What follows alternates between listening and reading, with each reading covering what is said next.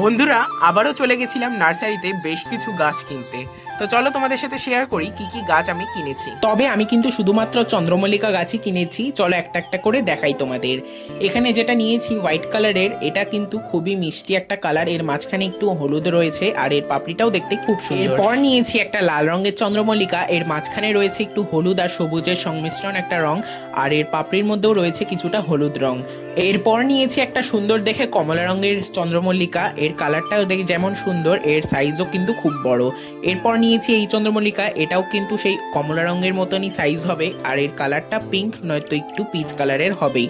এরপর নিয়েছি একটা সবুজ রঙের চন্দ্রমল্লিকা, এটা যখন ফুটবে অবশ্যই তোমাদেরকে দেখাবো।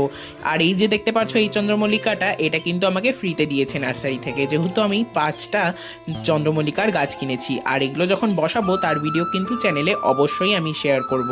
তার জন্য এখনই আমার চ্যানেলটিকে সাবস্ক্রাইব করে আমার পাশে থেকো। টাটা।